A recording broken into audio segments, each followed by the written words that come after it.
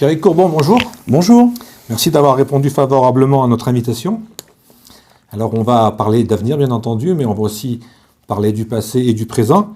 On est en janvier, c'est encore la date, l'époque des vœux. Qu'est-ce qu'on peut vous souhaiter pour cette année 2024 qui commence ? Souhaiter comme à tout le monde des vœux de bonne santé et puis de joie et d'épanouissement personnel et familial. Et puis surtout, on peut espérer que l'année 2024 sera moins pire que l'année 2023 pour notre ville de Saint-Étienne. Il y a malheureusement beaucoup de raisons d'être inquiet avec une actualité qui est pour le moins morose, une actualité aussi nationale et internationale qui est anxiogène. Donc on va essayer de continuer de travailler pour modestement, à notre niveau, essayer tout simplement d'améliorer la vie de nos concitoyens. C'est moi le sens de mon engagement politique en tant qu'élu, essayer de faire en sorte que le quotidien soit un petit peu moins difficile et pénible pour celles et ceux qui vivent sur notre territoire. À Saint-Étienne, vous êtes conseiller municipal d'opposition, on va y revenir, et puis vous êtes aussi également élu au conseil départemental de la Loire. J'avais une petite question peut-être un peu technique. Quelle est la différence finalement entre conseil départemental et avant conseil général ? Est-ce qu'on a changé de terme parce que les métropoles ont pris plus de place ou alors c'est l'évolution normale ? Alors, il y a eu effectivement un changement de nom qui a été entériné de mémoire, ça devait être en 2015, au moment où on a changé le mode de scrutin pour élire les conseillers départementaux, anciennement les conseillers généraux, quand ils ont commencé à être élus en binôme, 2 par 2 sur chacun des 21 cantons de la Loire. Et effectivement, ce changement de nom et ce changement de mode de scrutin est surtout intervenu au moment où les compétences du Conseil général ont fortement évolué, avec un certain nombre d'évolutions législatives, et en particulier une fameuse loi dont on a beaucoup parlé il y a quelques années maintenant, qui s'appelle la loi NOTRe, et qui a transféré un certain nombre de compétences des départements, à la fois à la région, en particulier en termes économiques ou en termes de transport, et puis aussi progressivement, un certain nombre de compétences des départements ont été absorbées par les métropoles, là où il y a des métropoles, et c'est le cas dans la Loire, où sur le périmètre de Saint-Étienne Métropole, pas mal de compétences, en particulier par exemple sur les fonds d'aide aux jeunes en difficulté, sur la prévention spécialisée et sur la voirie aussi, ont été transférées, absorbées par la métropole, et ce qui a un petit peu vidé le département de sa substance sur ces territoires. Mais le département reste tout à fait utile dans le quotidien des gens. On dit souvent que c'est la collectivité des solidarités humaines, c'est la collectivité du social, parce que c'est effectivement le département qui s'occupe d'un certain nombre de prestations, que ce soit sur la petite enfance, que ce soit sur les questions d'insertion et de retour à l'emploi, et aussi, surtout, sur les questions liées à l'autonomie et des personnes âgées et des personnes en situation de handicap. C'est une grosse partie du budget, et c'est malheureusement des dépenses qui vont aller grandissant dans les années qui viennent. Donc là aussi, au département, il y a beaucoup de défis et d'enjeux pour les années qui viennent. Plus de dépenses, et j'ai l'impression qu'on a de moins en moins de recettes, ça va être compliqué là aussi. Alors ça va être très compliqué parce que notamment ces dépenses sociales, ce sont des dépenses obligatoires, c'est-à-dire qu'elles sont finalement imposées par un certain nombre de réglementations, de dispositions législatives, et on sait que puisqu'on vit plus longtemps, puisqu'on a une population au niveau national, mais particulièrement dans la Loire, qui est vieillissante, ce sont des dépenses qui vont croître mécaniquement dans les années qui viennent, avec une situation budgétaire qui est compliquée pour les départements, puisqu'ils ont perdu quasiment toute autonomie fiscale. Et donc, quand on a des dépenses qui croient et des recettes malheureusement qui stagnent, eh bien, il faut faire ensuite des choix politiques, faire des économies sur un certain nombre de dépenses qu'on peut estimer plus ou moins prioritaires ou obligatoires. C'est ce qu'on fait, nous, dans l'opposition, avec le groupe Loire en commun, qui est un groupe de forces de gauche et écologistes, quand on mène la bataille, par exemple, sur ce qu'on considère être la gabegie financière de l'aéroport d'Andrézieux, ou la question de la station de ski de Chalmazel, qui nous semble être des dépenses en tout cas bien moins importantes et bien moins fondamentales que nos dépenses obligatoires sur le plan social, ou sur l'entretien de nos collèges en particulier, puisque c'est aussi l'un des rôles du département. En 2024, avec une grande région Auvergne-Rhône-Alpes, avec des métropoles qu'on voit de plus en plus, est-ce que finalement ces conseils départementaux ils vont survivre ou ils vont être absorbés? Comment vous voyez l'avenir? Et puis à la limite même, si vous avez des idées pour un peu changer le monde, puisque vous faites partie de ces jeunes politiques stéphanois. Oui, alors il faut être modeste dans notre capacité d'agir et dans nos ambitions, mais il faut effectivement avoir de l'ambition et rêver un petit peu pour faire en sorte tout simplement que les choses changent. On a coutume de dire que les utopies d'aujourd'hui sont peut-être les réalités de demain, donc oui, il faut avoir de l'ambition. Les attaques contre les départements, elles sont régulières et j'ai envie de dire très régulièrement les gouvernements successifs, quand ils sont un petit peu en panne d'idées vis-à-vis de la question des institutions, vis-à-vis de la question du rôle des différentes collectivités, remettent sur le tapis la question de la suppression des départements. Moi, je considère que ce serait une erreur fondamentale pour plusieurs raisons. D'une part, parce que le département, c'est un échelon de proximité. Et dans la période un petit peu compliquée que nous traversons, on a besoin d'avoir des interlocuteurs, que ce soit des élus, que ce soit des institutions, des services publics de proximité, vis-à-vis desquels on peut se tourner et avoir une grande réactivité. Parfois, on a l'habitude de dire, par exemple, que la région, c'est très très loin, il y a une inertie dans les processus de décision, il y a finalement un lien qui est parfois très faible avec le territoire. Donc on a besoin de cet échelon de proximité pour la gestion d'un certain nombre de services du quotidien. Je parlais tout à l'heure de la question des collèges, on pourrait parler aussi, par exemple, aujourd'hui l'appréciation de la question des transports. Quand aujourd'hui on a une ligne de transport scolaire entre deux communes de la Loire qui est gérée depuis Lyon, c'est pas forcément le meilleur gage pour la qualité du service rendu et la réactivité quand il faut adapter un certain nombre de choses. Ce qui ne veut pas dire qu'il ne faut rien faire, mais en tout cas, considérer aujourd'hui que le département ne sert à rien, ce serait vraiment méconnaître le rôle du département, à la fois pour nos concitoyens, mais aussi pour un certain nombre de communes, puisque le département est aussi en soutien financier des projets des communes, notamment pour des investissements. Donc quand dans vos communes, vous voyez construire là un gymnase, ici une salle des fêtes ou autre, il y a bien souvent le département qui vient abonder au financement de ces projets. Donc pour toutes ces raisons, je pense que le département a toute son utilité et son maintien est nécessaire à l'avenir. On en a eu aussi d'ailleurs des illustrations très récentes dans la crise du Covid, où on voit bien que quand personne ne savait quoi faire, où on ne trouvait pas de masque, on ne savait pas comment faire, qui est intervenu en proximité, en rapidité? Ce sont les collectivités locales et en particulier les départements. Voilà. Donc, on retient donc que le département, c'est surtout la proximité. La proximité, l'action sociale de proximité, le soutien aux projets des communes et la solidarité entre les territoires, faire en sorte que on puisse finalement avoir des communes dynamiques partout sur le territoire départemental, que ce soit des petites communes, que ce soit de grandes agglomérations. Le département a un rôle à jouer auprès de tous les Ligériens et auprès de tous les territoires ligériens. Alors cette semaine, c'était une semaine politique, puisque nous avions le président de la République qui s'est exprimé longuement à la télévision. Quel est votre regard sur le gouvernement Macron, sur son bilan et ses orientations, puisqu'on dit aujourd'hui qu'il n'y a plus de gauche, il n'y a plus de droite, on est dans le « en même temps ».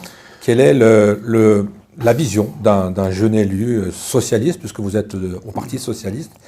Qu'est-ce que vous retirez de cette séquence de notre président Macron? Alors moi, je n'ai jamais été très convaincu et j'ai toujours été très sceptique, c'est le moins qu'on puisse dire, vis-à-vis de la Macronie et de cette logique du « en même temps », dont on voit bien depuis 2017 que, en fait, il n'y a pas du tout de « en même temps » et que plus le temps passe, on a vraiment une droitisation de la politique qui est conduite, et le nouveau gouvernement là qui a été nommé il y a quelques jours rappelle furieusement les années Sarkozy, que ce soit vis-à-vis du casting des personnalités du gouvernement que de la ligne politique qui est conduite. On l'a vu même avec quand je parlais de cette droitisation, de cette dérive, avec la loi immigration qui a été votée avec le soutien du Rassemblement national il y a quelques semaines, où on a concédé finalement des victoires idéologiques à l'extrême droite. Donc moi je ne vois rien qui ressemble à une politique de gauche dans aujourd'hui les orientations du président Macron. Bon, on a eu une conférence de presse il y a quelques jours, ce qui était un grand exercice d'autosatisfaction du président de la République, qui a rappelé un certain nombre de chantiers, comme si finalement ils venaient d'arriver au pouvoir, alors que ça fait quand même maintenant 7 ans qu'ils sont en responsabilité. On a eu beaucoup de verbiage, quelques mesurettes, mais sur les sujets, je pense, les plus fondamentaux sur lesquels il était attendu, et en particulier sur la question du pouvoir d'achat, sur la question de l'insécurité. Honnêtement, il n'y a rien eu de transcendant et on reste sur notre faim. La réalité, c'est que d'ici quelques jours, les Français vont payer leurs factures d'électricité plus cher, les franchises médicales vont doubler. Ça, c'est la réalité du quotidien des Français. Tout le reste, c'était un petit peu de la littérature et finalement un discours d'autosatisfaction et d'entre-soi entre les membres du gouvernement. C'est là où le mot théâtre avait finalement toute sa valeur. Ouais, mais c'était du mauvais théâtre. On parle de la Macronie, ce qui veut dire que si on a bien compris, en 2027, on revient au clivage gauche-droite, non? Ou alors c'est quelque chose qui est complètement... on tourne les pages et on va vers d'autres choses? Non, moi je n'ai jamais considéré que le clivage gauche-droite était effacé et devait l'être. Clivage, c'est un mot qui peut quelque part faire peur, mais le débat d'idées, les oppositions d'idées, dès lors que ça se fait dans le respect des différents points de vue et des divergences, c'est plutôt sain pour notre démocratie. On voit bien là qu'on a quand même aujourd'hui des choix fondamentaux qui sont devant nous et avec des réponses très différentes qui sont apportées par les uns, par les autres. On l'a vu dernièrement, je pense par exemple sur la question des retraites, sur la question du rapport au travail et de la question de la rémunération du travail, sur la société qu'on veut bâtir demain avec la question fondamentale de l'école. Il y a des réponses qui ne sont pas les mêmes entre les différentes formations politiques. C'est pas un problème, je trouve ça sain dès lors qu'on peut en débattre sereinement, sans tabou, sans caricature, et ce qui est malheureusement aujourd'hui trop rare et finalement trop difficile, où dès lors qu'il y a des divergences de points de vue, on a toujours des arguments d'autorité qui arrivent et finalement on n'a pas ce nécessaire débat démocratique, et je pense que ça abîme notre démocratie que d'empêcher ces discussions et l'expression de points de vue différents. Est-ce que vous pensez que par rapport à toutes ces affaires négatives à Saint-Étienne dont on parle depuis presque 2 ans maintenant, est-ce que ça nous amène quelque chose de négatif par rapport à ce gouvernement? Est-ce que quand vous avez des gens qui viennent de l'extérieur et ils vous parlent de Saint-Étienne dans la négative, autant entre ce qui est économique et ce qui est culturel et politique par rapport aux affaires qu'on traverse. Alors c'est une question rhétorique puisque la réponse est évidente. Alors déjà, ça salit l'image de Saint-Étienne. Aujourd'hui, quand on se déplace en dehors du territoire, quand on discute, que ce soit avec des acteurs économiques ou même tout simplement avec des amis partout en France, la première question ou le premier sujet de discussion, c'est « Ah oui, vous êtes de Saint-Étienne, c'est là où vous faites du cinéma, vous faites des vidéos, vous faites des sextapes, etc. » Donc on est ridiculisé à l'échelle nationale. Finalement, on vient tuer avec cette affaire plus de 10 ans de campagne, de communication, de valorisation, de marketing territorial, c'est le terme à la mode, où aujourd'hui n'importe qui tape Saint-Étienne sur n'importe quel moteur de recherche va tomber sur des dizaines et des dizaines de pages sur une affaire sordide, l'affaire Perdriau, avant de trouver quelque chose qui parle tout simplement de Saint-Étienne. Donc ça, sur le plan de l'image, l'effet est désastreux. Et puis sur le plan politique, sur le plan institutionnel, on voit évidemment les conséquences aujourd'hui. C'est que la ville de Saint-Étienne et le territoire de Saint-Étienne est isolé sur le plan institutionnel, et aujourd'hui persona non grata vis-à-vis d'un certain nombre de partenaires naturels de la ville de Saint-Étienne. Je pense au département, on en parlait tout à l'heure dans le cadre du soutien à un certain nombre de projets. Je pense vis-à-vis de la région. Et pour cause, puisque le président de la région avait été aussi la cible d'injures et de propos calomnieux de la part du maire de Saint-Étienne, et puis aujourd'hui surtout vis-à-vis du gouvernement, où la ville de Saint-Étienne et son premier représentant, le maire de Saint-Étienne, n'est plus crédible, n'est plus audible et n'est plus en capacité de peser dans les discussions, dans les différentes négociations qu'il peut y avoir pour obtenir là tel ou tel arbitrage favorable à la ville de Saint-Étienne. On est complètement discrédité, on s'isole, et ça effectivement on en paye d'ores et déjà les conséquences au quotidien. Si on voulait se ramener à une expression de football, on est un peu Saint-Étienne sur le banc de touche pour l'instant. Oui, c'est ça. C'est-à-dire que non seulement on a été relégué en 2e division sur le plan institutionnel, mais on est effectivement sur le banc de touche, voire bientôt sans club, parce que personne finalement ne veut discuter avec nous. Tout ce qui concerne de près ou de loin la représentation institutionnelle de Saint-Étienne, c'est devenu toxique. On le voit d'ailleurs dans le cadre de l'affaire Casino, qui est aujourd'hui un des sujets majeurs de l'année 2024 et qui nous inquiète beaucoup. On aurait besoin plus que jamais d'une ville qui soit en capacité d'être audible, d'être crédible, de taper du poing sur la table, de peser dans les différentes discussions, d'être au moins l'un des acteurs clés autour de la table. Et aujourd'hui, la réalité, c'est que personne, hormis voilà, peut-être quelques rares élus locaux, mais personne ne veut être assis à côté de Gaël Perdriau à une table de discussion. Vous avez été candidat, vous, en 2020. La prochaine échéance, c'est en 2026, donc on est dans 2 ans, à peu près. Hein. Je crois que c'est au mois de mars. Est-ce que vous auriez imaginé qu'il allait se passer toutes ces choses ? Non, pas du tout, parce que effectivement, quand j'avais eu le plaisir de conduire le projet et la liste Saint-Étienne demain au municipal 2020, on n'imaginait pas du tout comment ce mandat allait se dérouler. Alors je rappelle que cette élection s'est déroulée dans un contexte particulier puisque on a été voilà en pleine période de Covid avec un deuxième tour qui a eu lieu plus de 3 mois après le premier, dans un contexte où beaucoup de personnes n'ont pas pu ou n'ont pas voulu se rendre aux urnes. On a eu quand même un taux de participation à Saint-Étienne historiquement bas, je crois 28% de participation au deuxième tour. Néanmoins, il y a eu un verdict des urnes, et ça, il faut respecter le verdict démocratique.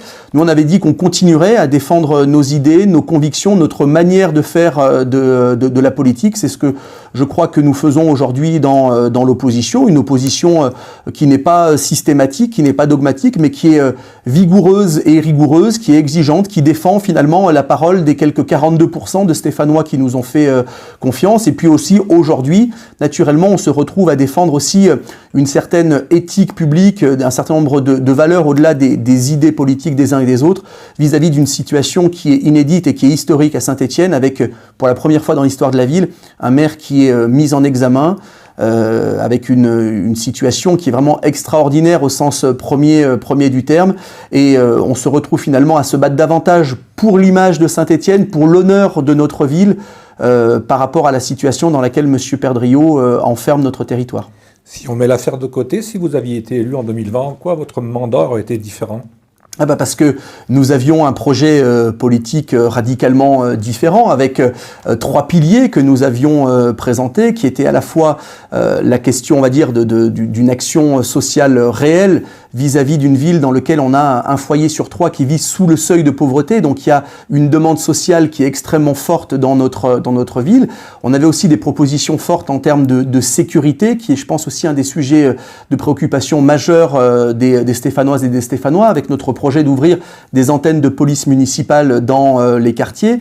On avait aussi un certain nombre d'engagements sur le plan démocratique, et je pense que là, dans la période qu'on traverse, on en aurait véritablement besoin. C'est-à-dire que nous, on s'était engagé à redonner la parole aux Stéphanoises et aux Stéphanois, au-delà des élections, au-delà des cycles électoraux, mais sur un certain nombre de sujets majeurs, sur un certain nombre de grands choix. Des conseils de quartier ou des référendums ? Non, alors des conseils de quartier, ça, j'ai envie de dire, c'est le minimum vital aujourd'hui dans une démocratie.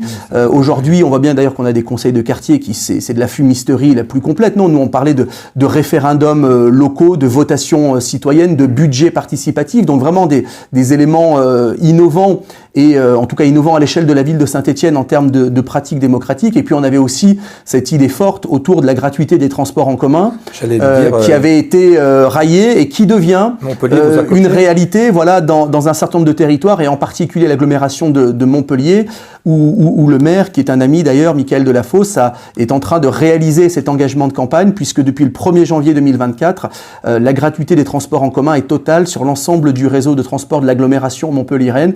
C'est une grande fierté pour ce territoire, et qui sera peut-être une réalité aussi un jour sur notre territoire, parce que c'est vraiment une idée d'avenir. Quand on parle aux responsables un peu, j'allais dire, entre guillemets, de droite, ils vous disent toujours qu'il n'y a rien qui n'est gratuit, et forcément il y a quelqu'un qui paye. Donc bien comment sûr. On paye ce transport gratuit ? On avait présenté un certain nombre de mesures pour rendre possible ce financement des transports en commun gratuits, avec un certain nombre, 3 piliers, pour résumer. Il y avait un certain nombre d'économies de fonctionnement qui étaient proposées. Il y avait une augmentation du versement mobilité des entreprises, et puis aussi un certain nombre de réorientations de choix politiques au niveau de la métropole. C'est effectivement effectivement un financement important. Et quand on dit c'est gratuit pour l'usager, effectivement, ce n'est jamais gratuit puisqu'il y a toujours quelqu'un qui paye derrière. Mais c'est comme pour l'ensemble des services publics. Aujourd'hui, quand vous mettez vos enfants à l'école publique, c'est gratuit. Et pour autant, ça a bien un coût. On le finance par la solidarité, par la contribution, par les impôts. Donc c'est effectivement après des choix qui sont effectués. Mais en tout cas, c'était une mesure qui était transversale pour notre territoire puisque c'était à la fois une manière de répondre à une urgence sociale, celle du pouvoir d'achat. C'est important aussi de pouvoir rendre du pouvoir d'achat aux usagers des transports en commun. Une urgence écologique vis-à-vis de la place de la voiture en ville et de la capacité que nous avons à inciter nos concitoyens à utiliser d'autres modes de transport. Et puis c'était aussi une manière de soutenir notre commerce de proximité qui souffre beaucoup à Saint-Étienne. Partout où les transports en commun ont été mis en place gratuitement, c'est-à-dire partout où il y a la gratuité des transports en commun, il y a eu une explosion du chiffre d'affaires des commerçants, tout simplement parce que le centre-ville devient beaucoup plus attractif. Et puis surtout, il y avait aussi une question d'image du territoire, de valorisation de l'image du territoire. On parle beaucoup de ce qui se passe à Montpellier aujourd'hui. On aurait pu parler de la même manière de ce qui se passe à Saint-Étienne avec cette mesure innovante. J'aurais préféré qu'on parle de Saint-Étienne pour la gratuité des transports en commun plutôt que pour des affaires de sextape. Un programme concret qui finalement peut être mis en place dans 2 ans. Est-ce que vous allez repartir et est-ce que c'est compatible dans une ville? J'ai peut-être la réponse, mais on a vraiment au niveau national pas des tensions, mais des écarts entre les socialistes, les écologistes aujourd'hui et la FI, les LFI qui sont partis dans un autre sens, quoi. Alors, on verra de quoi l'avenir sera fait. Et puis, il ne s'agit pas de faire de la langue de bois, etc. Dire simplement, effectivement, moi j'ai été candidat la dernière fois. Je continue d'être l'un des principaux, si ce n'est le principal opposant à Gaël Perdriau dans la période actuelle. Donc, évidemment, je vais m'investir d'une manière ou d'une autre à 200% dans les prochaines échéances municipales. Il va falloir d'abord aussi travailler effectivement avec un certain nombre de forces qui ont envie de tourner la page du système Perdriau à Saint-Étienne, travailler aussi à un projet pour le territoire, mais peut-être aussi avec d'autres orientations, non pas d'autres convictions et d'autres orientations politiques, mais avec peut-être la nécessité de se dire, voilà, si on veut véritablement tourner la page d'une période difficile pour Saint-Étienne, il faudra arriver à fédérer un certain nombre de forces qui aujourd'hui ne sont pas, comme vous l'avez dit, en capacité de travailler ensemble. Si on veut bâtir le Saint-Étienne de l'après-Perdriau, il y aura déjà des questions de déontologie, de morale, d'éthique publique qui vont intervenir en premier lieu. On verra déjà aussi si Gaël Perdriau sera candidat à sa succession ou s'il sera empêché sur le plan judiciaire de le faire. Donc il y a encore beaucoup d'inconnus dans l'équation, mais oui, avec l'équipe de Saint-Étienne demain, qui est d'ailleurs, je le rappelle, une équipe qui dépasse les appareils politiques, les formations, les partis politiques, qui est une association de large rassemblement. On est déjà au travail pour mettre sur pied un projet de redressement de la ville de Saint-Étienne, de redressement financier, parce que la situation financière à Saint-Étienne aujourd'hui est catastrophique et on va le voir encore plus précisément dans les jours qui viennent.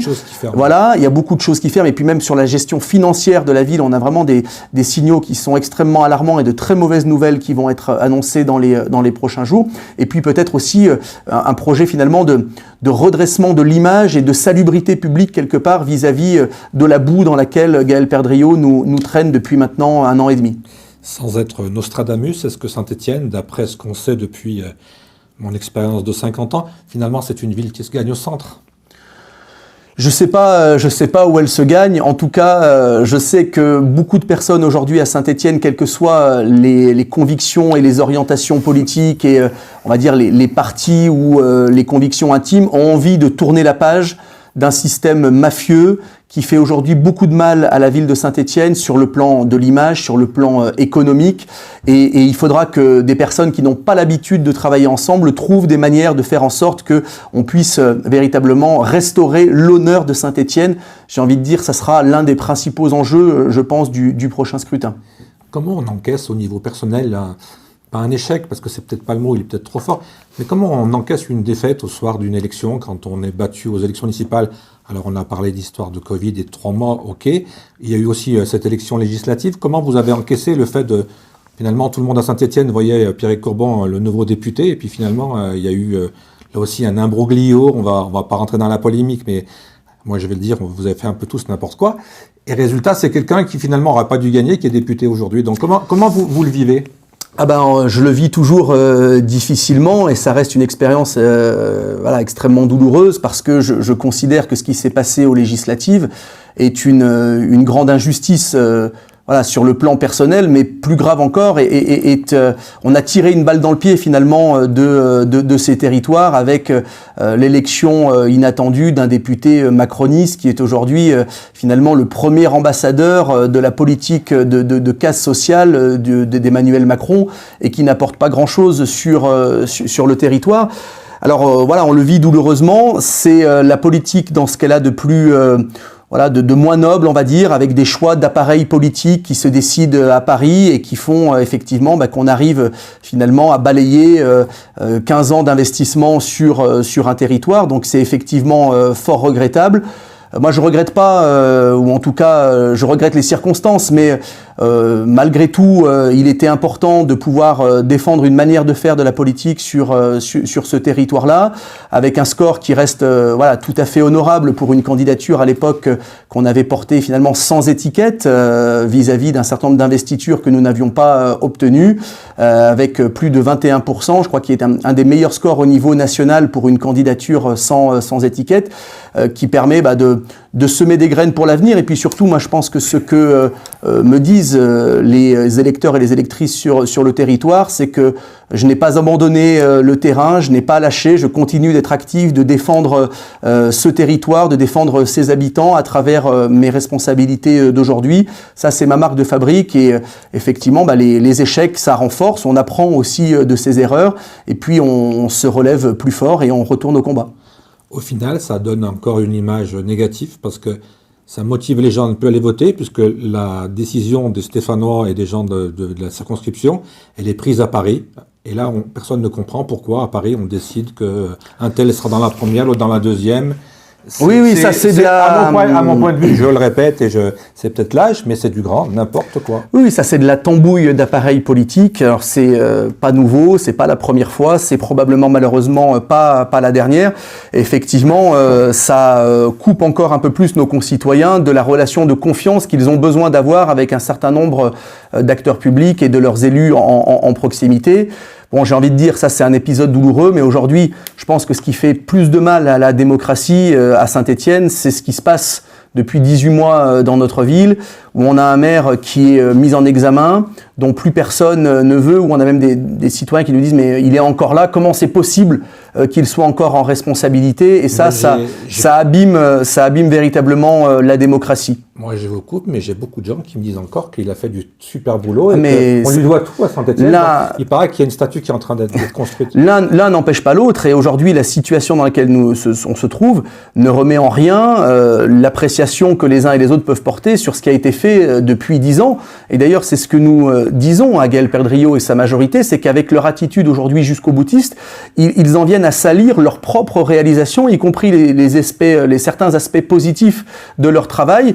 Finalement, ils viennent le casser par leur attitude aujourd'hui qui consiste tout simplement à faire passer les intérêts de Gaël Perdriau, les intérêts personnels de Gaël Perdriau, avant les intérêts de Saint-Étienne et du territoire. Et ça, je pense que beaucoup d'habitants de Saint-Étienne ne le comprennent pas et ne le pardonneront pas. Vous qui êtes un proche, pas politiquement, mais qui le côtoyez assez régulièrement, comment vous comprenez le fait qu'il ne veut pas démissionner? Parce que on n'est pas du tout proche, on n'a aucune relation informelle, etc.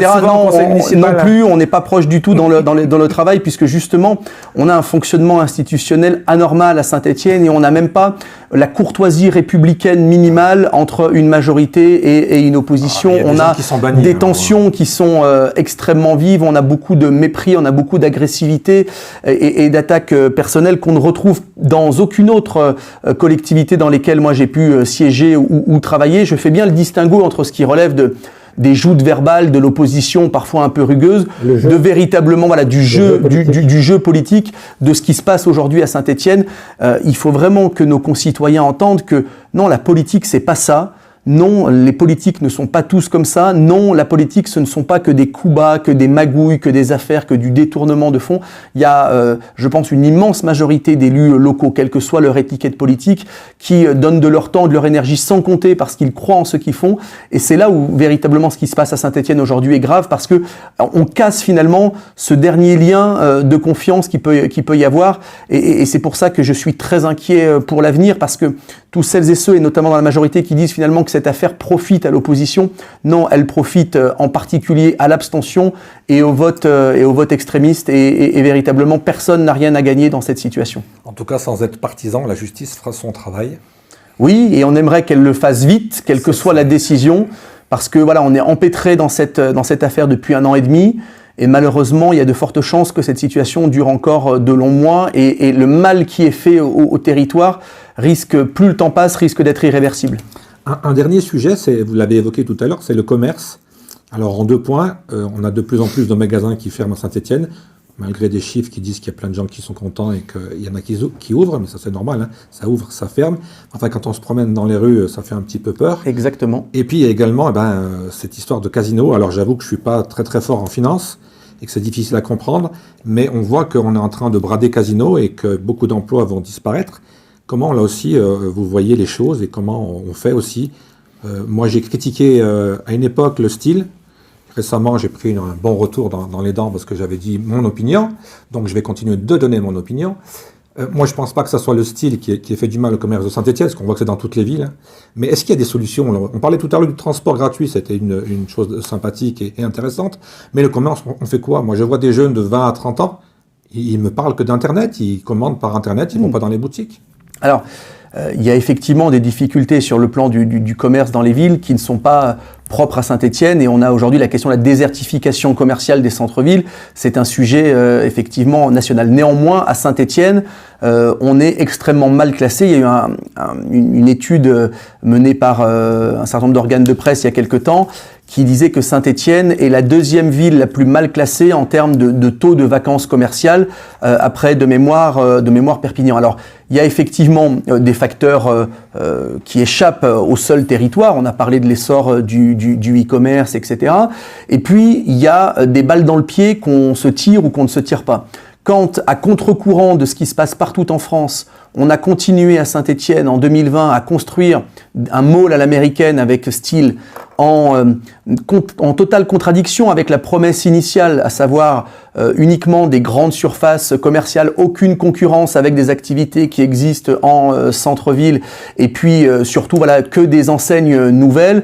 On s'aperçoit aujourd'hui que cette promesse n'a pas été tenue, qu'on a un certain nombre d'activités commerciales du centre-ville qui ont déménagé à Style. On a d'ailleurs aussi un certain nombre d'enseignes qui ont fermé en centre-ville parce que des enseignes concurrentes étaient arrivées à Style. Donc on s'est véritablement tiré une balle dans le pied. Et puis au-delà de Style, parce que maintenant voilà, il est là finalement, il y a qu'est-ce qu'on fait pour rendre notre centre-ville et finalement nos commerces attractifs en centre-ville et dans nos quartiers. Et là ça passe par une politique municipale extrêmement volontariste sur un certain nombre de sujets.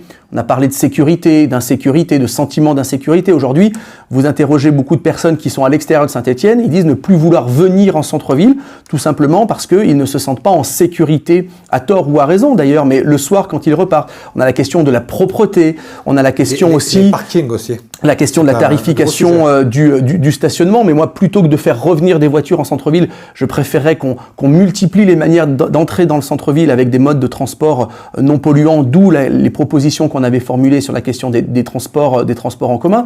Il y a aussi des questions, par exemple, de piétonisation d'un certain nombre de rues. Alors, c'est quelque chose qui ne plaît pas forcément, on va dire, de prime abord aux commerçants, mais pour autant, partout où on a piétonisé des artères commerciales, on a eu des chiffres d'affaires de commerçants qui se sont envolés. Et puis, on a aussi besoin, on va dire, véritablement d'un travail de l'ensemble des acteurs du commerce, des chambres consulaires, de la collectivité locale, d'un certain nombre de spécialistes des affaires commerciales. Aujourd'hui, je rappelle la situation aussi de la principale association de commerçants de Saint-Étienne, côté Saint-Étienne, avec là encore de l'argent public qui s'est évaporé, qui a disparu, qui aurait été pour autant bien utile pour mettre en place un certain nombre d'initiatives. Donc il y a vraiment beaucoup de choses qui ont été faites à l'envers l'envers à la ville de Saint-Étienne en termes d'action commerciale, d'action politique au service du commerce de proximité. Et effectivement, malgré tous les discours de satisfaction et de méthode couée qu'on peut entendre de la part de l'équipe municipale, la réalité, c'est quand on se balade aujourd'hui dans les principales artères commerciales de Saint-Étienne, que ce soit la Grand Rue, que je pense la rue de la République, la rue de la Résistance, etc., on voit bien qu'on a de plus en plus de rideaux qui ferment. Là, on a quand même aujourd'hui vraiment des situations extrêmement inquiétantes au niveau des commerces de textiles et d'habillement. On est ici pas très loin de la place d'Orient où on a aussi beaucoup de turnover. Donc la réalité, quels que soient les chiffres, c'est qu'on voit bien que on a beaucoup de vacances commerciales à Saint-Étienne. On pourrait parler aussi des anciens locaux d'H&M, puisqu'on là on est sur la question d'une locomotive commerciale majeure pour le centre-ville. Ça fait des années qu'on nous dit qu'il y a des prospects qui se bousculent au portillon, que les opportunités sont nombreuses et le local reste toujours désespérément fermé. Il y a eu les halles qui ont été à un moment une véritable bouffée d'oxygène. Il semblerait qu'aussi certains commerçants commencent à y tirer sérieusement la langue, quoi. Il y a quand même un bon point, c'est que je trouve, à mon sens, c'est que Centre 2 est en train de bouger et Primark est une des locomotives qui a fait revivre un peu ce lieu. Il y a une belle rénovation et on a l'impression qu'il y a un second souffle qui arrive du côté de Centre 2. Oui, et la différence entre Style et effectivement Centre 2, c'est que Centre 2, on est sur un centre commercial qui est, alors si ce n'est en cœur de ville, mais enfin en tout cas qui est vraiment, qui n'est pas dans la périphérie de Saint-Étienne, qui est accessible en particulier en tram, etc. Et quand on est à Centre 2, à pied, on peut aller accéder à d'autres rues, d'autres commerces, à d'autres rues commerçantes, ce qui n'est pas du tout le cas d'un centre commercial en périphérie comme Style. Alors il y a eu effectivement un bon coup de toilettage qui a permis l'arrivée d'un certain nombre de nouvelles enseignes. Moi, je suis à titre personnel un peu mitigé sur ce que fait Primark par rapport à cette question finalement de mode jetable où on va acheter etc. C'est un autre débat, donc je rentre pas là-dedans. Il n'en reste pas moins qu'on a quand même de sérieux problèmes de sécurité aux abords de Centre 2 et c'est un sujet aussi qui devra être pris à bras-le-corps dans les mois et les années qui viennent. On termine avec Casino, donc est-ce que vous l'avez vu venir aussi? Ça fait longtemps qu'on entendait des rumeurs, mais on n'imaginait pas une telle proportion. Alors Casino, pour ne rien vous cacher, lorsque j'étais assistant parlementaire et que je travaillais en particulier avec Régis Juanico quand il était député de la première circonscription, dès 2019, nous avions travaillé avec l'intersyndicale qui alertait depuis donc de nombreuses années, ça fait plus de 5 ans maintenant, sur finalement le risque que faisait peser la dette abyssale du groupe sur l'avenir tout simplement des enseignes, des magasins et même de la marque Casino. Il y avait un certain nombre d'alertes qui avaient été lancées par des organisations syndicales, relayées par un certain nombre d'élus vis-à-vis du ministère de l'économie et des finances, vis-à-vis de la direction de Casino. Et à chaque fois, on avait des réponses qu'on pourrait d'ailleurs regarder aujourd'hui a posteriori avec finalement et en rire jaune, où on était très rassurant, tout va bien, ne vous inquiétez pas, etc. Encore au mois de juin, lorsqu'on tirait la sonnette d'alarme à Saint-Étienne Métropole et au conseil municipal de Saint-Étienne, on avait une vice-présidente à l'économie qui nous disait qu'il fallait pas être dans la sinistrose et qu'il était ahurissant de parler de sauvetage de Casino. Et au mois de juin encore, Gaël Perdriau louait le caractère visionnaire de Jean-Charles Naouri. Aujourd'hui, la situation elle est catastrophique, où on sait que malheureusement le démantèlement du groupe Casino semble aujourd'hui quasiment inéluctable et qu'il va y avoir plusieurs centaines, pour ne pas dire plusieurs milliers d'emplois qui vont être détruits, beaucoup de familles à Saint-Étienne et dans la Loire qui vont se retrouver sur le carreau parce que l'avenir du siège est véritablement menacé et même si il est maintenu, il ne faut pas que ce soit une coquille vide et on voit bien que si aujourd'hui on a l'intégralité des magasins, des hyper et des supermarchés qui sont vendus, on aura bien du mal à maintenir une activité digne de ce nom au siège à Saint-Étienne. Donc malheureusement, c'est quasiment un nouveau Manu France qui risque de se jouer dans les semaines et les mois qui viennent. Manu France a totalement disparu. J'ai lu que le mania tchèque, là, je le dis peut-être mal, Kretinsky, allait reprendre le groupe, mais il va rester quoi? Monoprix, il va rester quoi? Ça fait partie des sujets aujourd'hui qui sont en cours de discussion avec les repreneurs, avec aussi, je l'espère, l'intersyndicale et les pouvoirs publics. Mais en tout cas, il va pas rester grand-chose. Effectivement, les magasins de proximité, mais ça ne suffira pas à maintenir les 2000 emplois qu'on a aujourd'hui au siège. Et puis, il y a toutes les activités annexes et connexes, les activités de logistique. On a beaucoup d'entrepôts, en particulier dans la plaine du Forêt, sur le secteur d'Andrézieux, lieu. Et puis, ce dont on ne parle pas assez, c'est toutes les activités de sous-traitance liées à Casino. Donc c'est pour ça que ce qui se joue dans les prochains jours et les prochaines semaines est extrêmement important pour finalement, quelque part, l'activité économique de notre territoire. Parce que s'il faut se retrouver demain avec plus de 1000 ou 1500 salariés sur le carreau, ça va être un coup dur terrible porté à l'économie locale. On n'a pas parlé de Saint-Étienne, la ville du design. Est-ce que l'avenir de Saint-Étienne... Pas grand-chose à dire. J'ai entendu qu'il y avait un gros trou là aussi.